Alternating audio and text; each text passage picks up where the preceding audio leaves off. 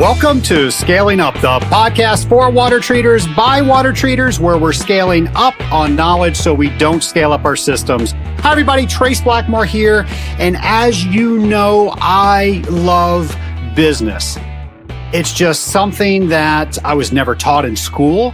And I had to get out here in the water treatment community to learn all about business. And as we learned with the episode with Tim Fulton, episode 22, you don't know what you don't know. So how do you start to learn what it is you need to know when you don't know you need to know it?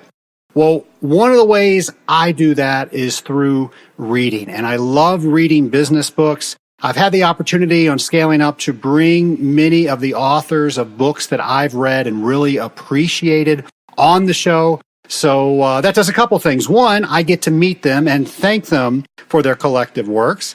And you also don't have to read all the books that I do to find the good ones. Well, folks, I have found some good ones. There is a program out there called the Entrepreneurial Operating System. And I don't mind telling you, I am an exceptional water treater. I was not the best business owner that I could be. And one of the tools that I use now is this system called EOS. And the gentleman who wrote the book, and the book is called Traction, his name is Gino Wickman. And I was introduced to him through Vistage, and it really changed how I ran my business. It doesn't have anything to do with water treatment. But imagine if you had a software program and you were going to run it on your computer. So basically, it's the Windows, excuse me, all you Apple fans out there, but it's the Windows platform that you would run your software or your business on. Well, with that came several follow-up series of books. And the second one in the series was a book called Rocket Fuel. And Rocket Fuel deals with how you deal with your number one partner on your team. We're going to talk about terms, the visionary and the integrator, but it's an entire book about that. And I have today on Scaling Up, Mark C. Winter, who is the author of Rocket Fuel. So I hope you enjoy my interview with Mark C. Winter. My lab partner today is Mark Winter, and Mark wrote a book called Rocket Fuel. It was the follow-up to Gino Wickman's book, Traction. And folks, you've heard me in the Scaling Up Nation talk about that my company has gone through a program called Traction, or EOS, the Entrepreneurial Operating System. Well, today we have one of the authors of those books with us. How are you today, Mark? I'm doing great, Trace. Great to be here. Well, we are very glad that you are here. And we're going to talk all about EOS and Traction and, of course, your book, Rocket Fuel. But before we do, can you tell us a little bit about yourself? Sure. So my background is I started off in big corporate out of college, and somewhere along the way, I got some exposure to some things that led me back to business school. And while in business school, caught the entrepreneurial bug, which led me to leave big corporate and go off on my own adventure, which I think now I'm up to 14 different companies that I've either started myself, bought, shut down, or sold. And so all different types of industries, everything from manufacturing to professional services and everything in between. And in that process, I really got exposed to the idea of how much an operating system could help. Early in my career, I was kind of flying by the seat of my pants. Later on, I used an operating system in my businesses, and the experience was vastly different for me and vastly different for the folks that were part of my teams. And so I really became a believer. So later on in my career, when I moved really out of the operator role into more of an advisory role, I began to help people to implement an operating system in their own business, which is how, of course, I met Gino and really how we got to where we are today. And Gino Wickman, of course, the author of EOS and Traction. I got to tell you, I think I'm pretty good as a water treater, and that's what my company does. But I didn't know what I didn't know about running a business. And that's what I just found so incredibly awesome about having a system, the EOS system, I'm able to fill in the gaps of how we do business, but now we have a platform in order to do that. So I want to thank you guys for coming up with that. I can't tell you how many successes that we've had because you came up with that program with Gino.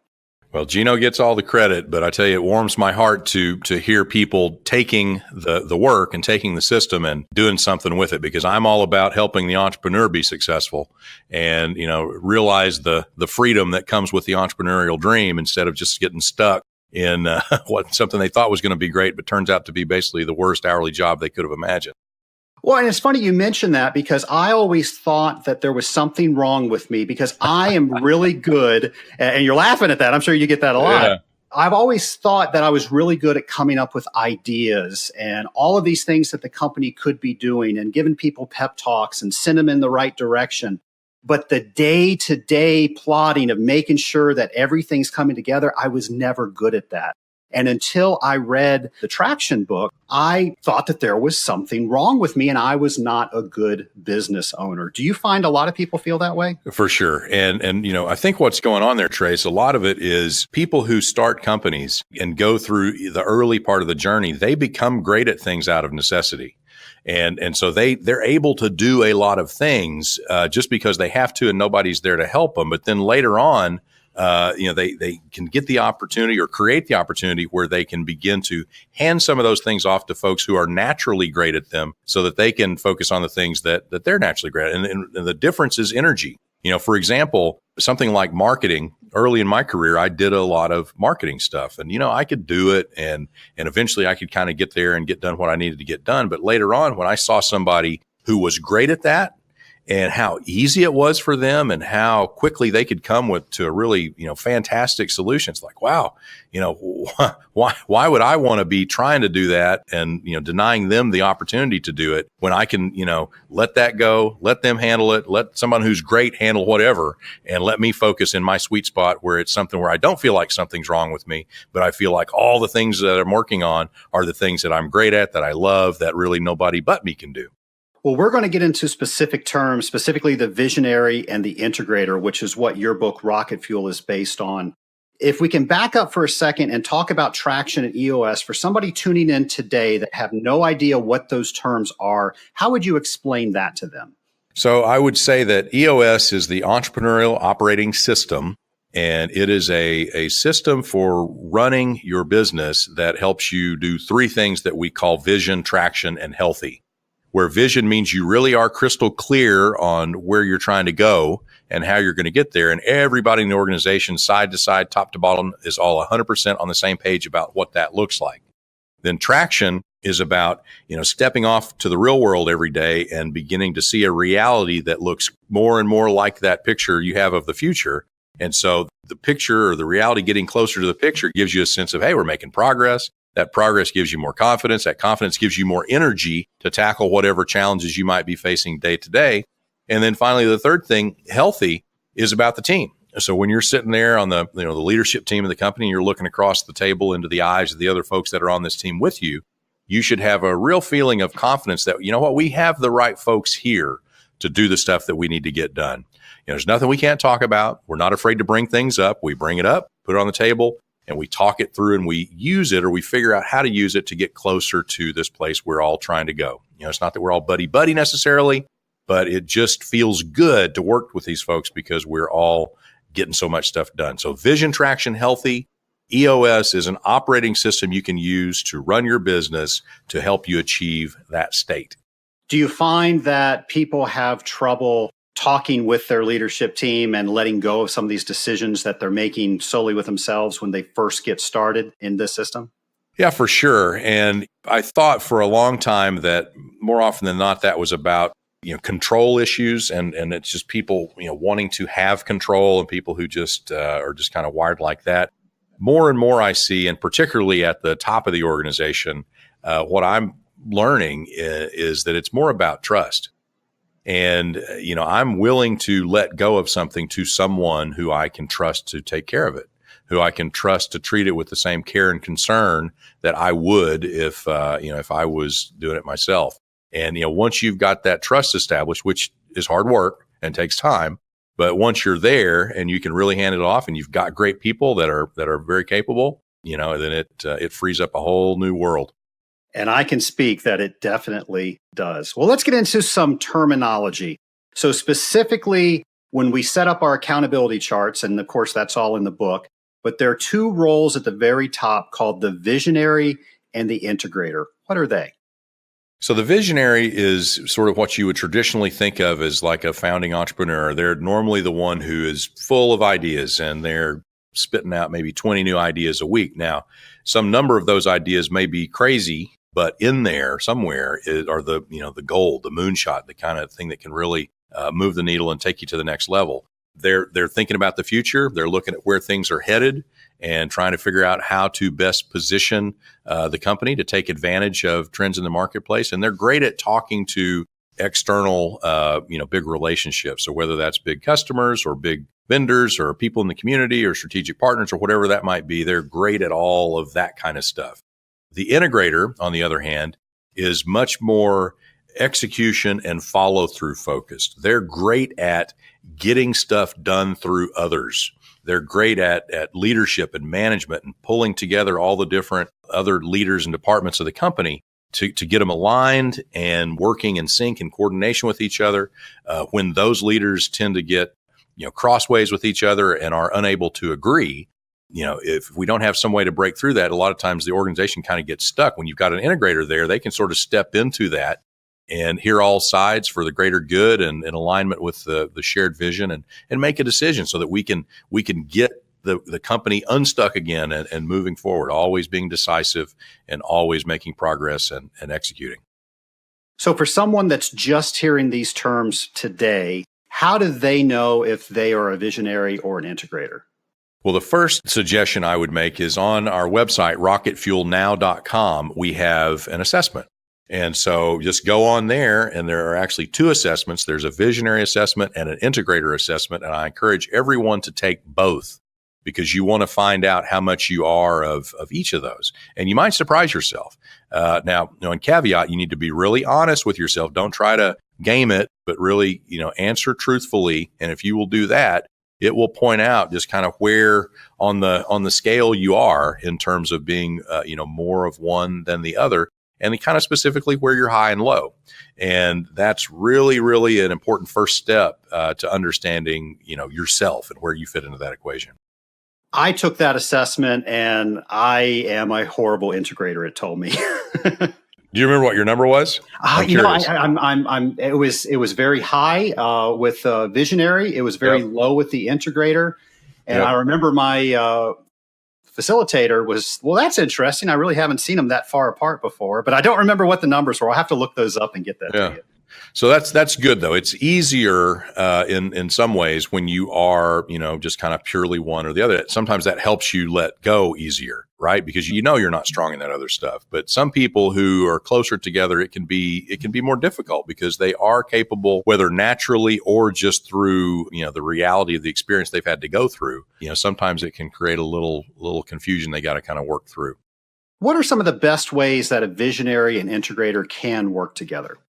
Yeah, so that's a great question. So if you think about just these folks are very differently wired, to begin with. So if we don't put some structure around that, the tendency is going to be for them to really butt heads. And to some degree, the greater that polarity, so the stronger wired the visionary is, and the stronger wired the integrator is to be what role they're playing. That polarity is a powerful charge. So that can actually make the relationship even more and more powerful, but it can also make it subject to, the risk of more and more friction. So we talk about what we call the 5 rules, which are 5 ways to work together to take that natural friction and really blend it into something that helps us, move the company closer to where we want it to go. The first of those rules is what we call simply staying on the same page.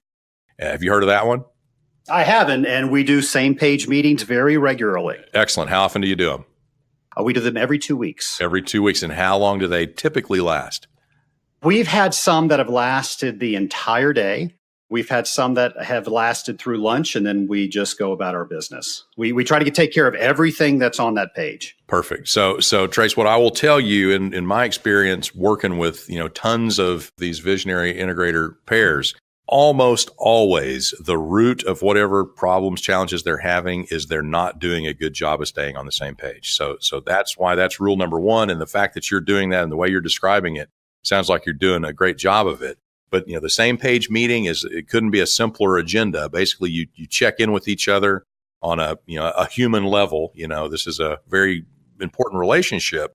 I've got some clients that'll even refer to their visionary integrator counterpart as their business spouse, So, you really want to check in with these folks and understand what's going on in their world and connect with them. So that's the first part. From there, you collectively generate your issues list, which can be anything that you're, concerned about being on the same page on, thinking you need to get on the same page on, that they're doing that's tripping you up and making it difficult for you, or something that you're concerned you don't want to trip them up. Whatever it is, you just lay it all out there, you prioritize it, and then you start working through and IDSing those issues in terms of most important things first, and take as much time as you need. Sometimes, it doesn't take a long time. Other times, like you said, you might end up spending the whole day. But if you'll commit to that discipline at least once a month, the dividends are tremendous in terms of how powerful it will make your relationship. So that's one.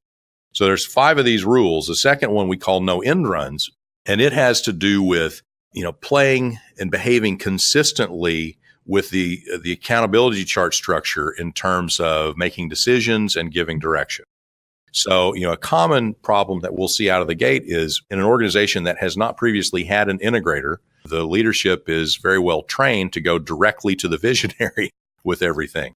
And so you put an integrator in place sort of in between there, and all of a sudden people still want to go past the integrator and go directly to the visionary. And the problem with that is if the visionary lets that happen, and so they entertain those conversations and they do answer the question and make the decision and give the direction, then it really has the effect of cutting the integrator off at the knees in terms of their ability to be effective, right?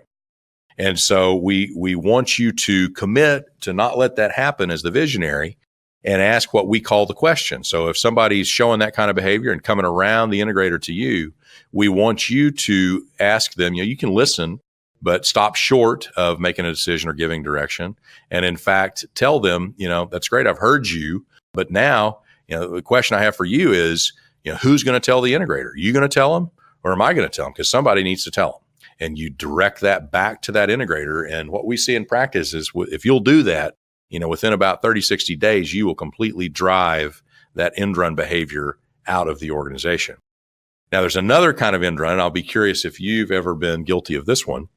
This is when the visionary goes around the integrator into the leadership or even further into the organization and begins to make decision and give direction down there, jumping over one or more levels of leadership that you have in your structure. You ever done that? So because my integrator listens to this show, I have to answer that honestly. And yes, I have. I will tell you, as a visionary, I try not to, but I do get a little bit impatient with how long things take sometimes. So I want to speed them up a little bit. I know I'm hurting the process. Yeah, you are. And the way that you hurt the process, again, is it basically inhibits their ability to be effective. And you're kind of training people to come back to you. So, it's better in the long term when you can work that through the leadership. Doesn't mean you don't talk to people. I want communication to be happening all over the place. So go talk to people, ask questions, get information. And then that stuff, in your case, should feed back into, your weekly level 10 with the whole leadership team, the same page meetings you're having with your integrator, so that they've got the information, the urgency, the whatever that's coming through your head and through your sense to make you want to nudge that, make you want to push that. And let them do that. Make that clear that that's what you need. You've got something that still needs to happen. So between the two of those, if we can eliminate the end runs, that goes a long way to making this relationship more powerful. Third one on the list is the integrator as the tiebreaker. So, the integrator has to be able to sit in the middle of those disagreements that will happen on the leadership team where, marketing says we need to go one way and operations says we need to go to the other, and they just can't seem to work it out. We need an impartial person to sit between and listen to the whole story and listen to all the moving parts and ultimately be able to make the call so we can get unstuck and moving forward again. Whether it's the best decision or not, What we believe is that making the decision is the most important thing. Sometimes you're not going to get it quite right, but we're not stuck. We're not just sitting there waiting and waiting and waiting, which so many organizations will fall into that trap. Does that make sense? Absolutely, it does. The fourth one is playing as an employee when working in the business. So this is, we call it the owner-employee rules of the game. And this is really challenging in partnerships where you may have 3 or 4 or 5 different partners or owners in the business that may play in a variety of different, seats in the accountability chart. And a natural tendency, again, is for them to want to play the owner card when they're just, in a meeting or making a decision or whatever. They want to take their employee hat off and put their owner hat back on and sort of get special treatment. And when you do that, it really blows the integrity of the whole system. And so the discipline here is, owners have a right to their share of the profits. They have a right to their say in the owner's decision-making process, whatever that's, limited to and however that works. They do not have a right to employment. So, their rights as an employee are the same as any other employee that we would want to put in there. So we need them actually, if they're going to play as an employee, to be the ultimate employee and really setting the example for how we want all other employees to play. So they should be great and not trying to, throw down the owner card, but, really setting a stellar example and playing consistently by the rules as an employee, just like all the other ones do. And then they're going to be able to deal with any owner specific issues, information they want, concerns that they want to express, different ideas they want to bring up. They can do that in a mechanism that we call the owner's box. And so there's a place for that to happen. And then decisions come out of the owner's box into the leadership team, and then they flow through the organization in a systematic way that's very structured and consistent and aligned and has integrity so that everybody can really be playing the same game. Question on that one? Yeah, let me ask. So I can honestly say, I'm sure I'll get corrected if I'm not correct, but I don't think I've ever said, no, we're going to do this because I own this company. But I know I joke around with it. I say, well, if we do this, what's the worst can happen? I own the company and it's my decision. I joke around a little bit. I'm not forcing anything, but I do bring that up just in a joking manner. Am I hurting the team by doing that? Yeah, so I would just be aware of that. So when I'm working with a leadership team, I'll frequently ask the question, how many owners are in the room today? And it's kind of a trick question because, some people will want to say, well, we're all owners or we're all thinking like owners. Some people will literally give me the answer for, the 2 or 3 that have an ownership stake that happen to be sitting in there. The answer I'm looking for is none. So when that group is playing as a leadership team, they're stewards on behalf of the ownership of the company. In their specific role on the accountability chart. So they're playing as a leadership team, and we want that unit to really work together as a unit, with clear direction and a clear vision that they're trying to execute on and make happen. So, I'd want to be careful of it. Now, in your structure, is there more than one owner or are you the only owner? I have the majority ownership and then my integrator has some ownership as well. Okay. So, this becomes a bigger issue when I've got multiple people playing at different levels of the organization. So you can imagine if a salesperson was an owner, so they're not on the leadership team, but they're having to take direction from the sales leader and be held accountable for sales results and whatever, but they're an owner, right? So you can see how that they might feel like they're kind of out of the loop. Sure. They're not dry. So that's the situation where it can become really, really tricky. And so that's why we want to have that owner's box mechanism for them to get in the loop and be fully informed. And again, access to their rights as to share the profits and a say in the owner's decision-making process.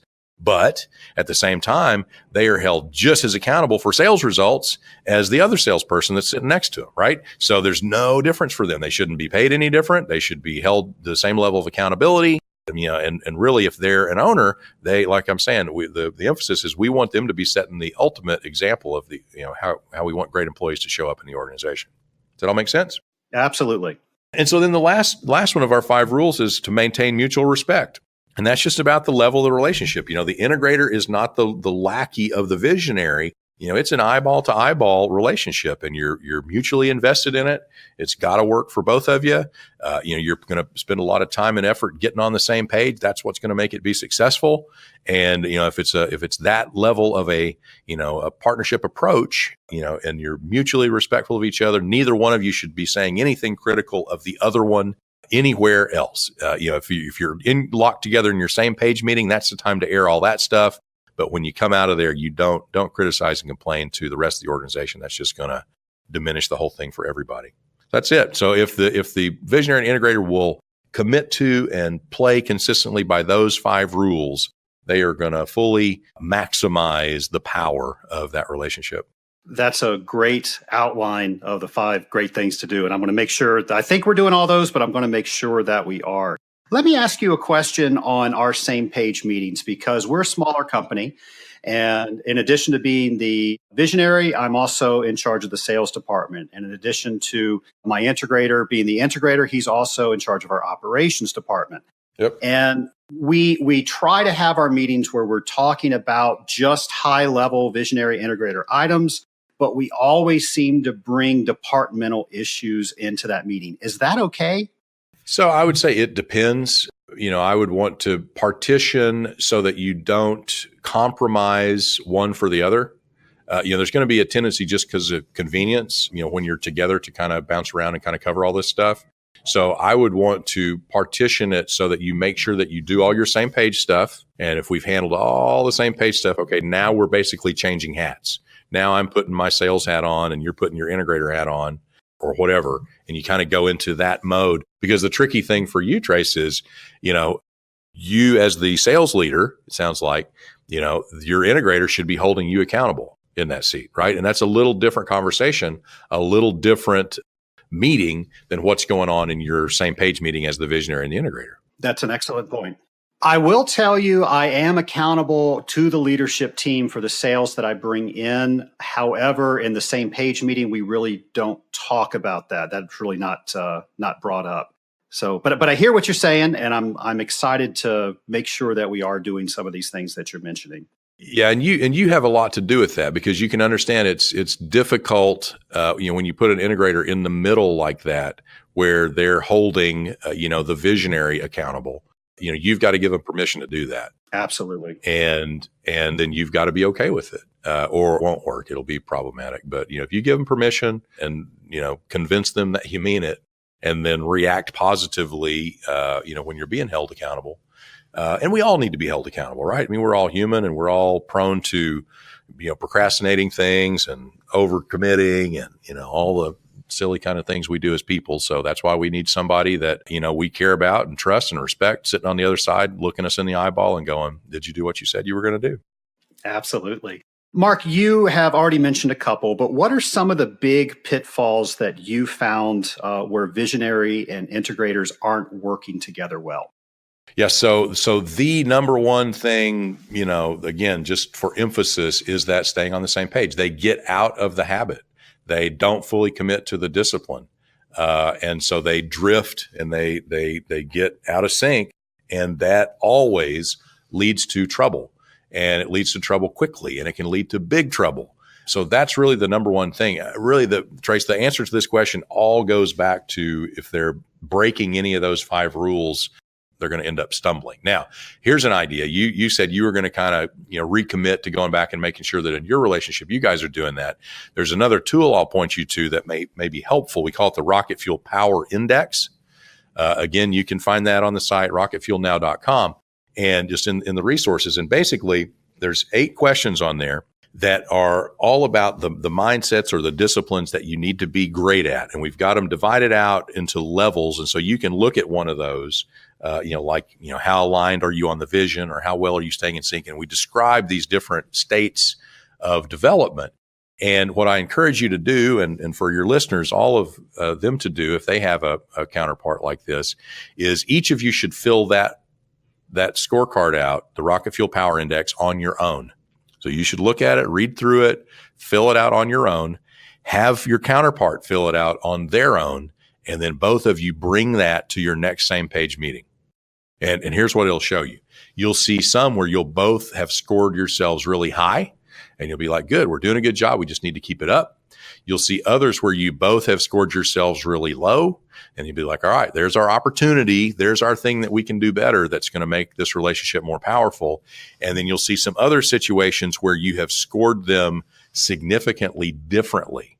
And that's a perfect thing for you to be talking about is, gee, why do you think it's like that? I saw it like this. And you guys are clearly not on the same page about one like that. So that's a topic you need to spend a little bit more time on to dive into and figure out, why you're not on the same page, and then get yourselves back on. Does that make sense? It absolutely does. And it just went on our agenda for our next meeting. Awesome. Love that. It's a successful call just because you did that. Absolutely. Well, I know you work with a lot of smaller businesses, and there are a lot of small businesses that listen to this program. In some cases, they don't have the payroll to have a separate visionary and a separate integrator. So there's one person that does both. How do you do that? So a couple of different responses to that. So one, I still want you to call them out as two seats on the accountability chart. I want you to have that awareness that there's two different functions going on here that are really different.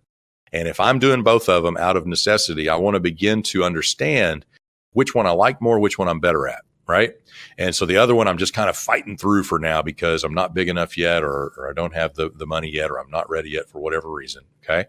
So get clear on that at the beginning. The next thing is I want you to entertain the possibility of a fractional integrator, okay? So, since we wrote the book, really before we published the book, we started to see a pretty good movement in the market towards people offering fractional integrator services. And what I would tell you from watching this a number of times is, in many cases, if you can't afford a full-time integrator, you're still going to be better off if you have somebody come in one day a week or a couple of days a week. That's really a good integrator that can begin to show you what you're missing by not having a great integrator in it, and help you make some progress kind of moving down the path. Because the reality is, if you're doing both, you're probably not doing one of them very well, either because you're just not good at it, you're not capable of it, or because you naturally keep gravitating back to this thing that you're just more naturally wired for. And so the other side is what gets neglected. So, split them out on the accountability chart. Be aware of where you're at and what's going on, with an eye toward, I'm not giving one of these the full attention it deserves. Next step might be looking at a fractional integrator. And sometimes those relationships grow from 1 day to 2 days to 4 days to a full-time relationship. Some people like it as a way to kind of try before you buy, or kind of dating to make sure that they really like the person and the person fits in their team. So a lot of good things to consider there as an option if you're not yet at a place where you feel like you can pull the trigger on a full-time integrator. Mark, what are some of your success stories with businesses that you've worked with? There's one I'll give you where it's a technology company with what I would call a raging visionary, man. This guy way, way out there, and tons of good ideas, sort of classically trapped in the inability to execute on all of them. Has a person come in initially as a consultant, just kind of helping them with this and that. That position evolved into a full-time integrator, and really was able to harness the best of the great ideas that the visionaries had, and for a change, really have a world-class leader and manager that's directing and guiding and pulling together the leadership team. So they really got a ton of focus. From the time that I first started working with these guys, through the implementation of EOS, through this individual becoming a full-time integrator, what I'll tell you is, at the beginning, they were getting, kind of sniffs and offers at one level to acquire the company. And by the end, about 3 or 4 years later, they actually got a cash offer that was 80 times that. Wow. And it was frankly too good for them to pass up. And it all went back to their discipline around, structure, and having a great integrator, and implementing EOS so that they made this thing a high performing machine. And, the market reflected and recognized that value. So is that a success? I think that is a success. And after hearing that, I'm sure there are listeners out there that want to learn more. How can they do that?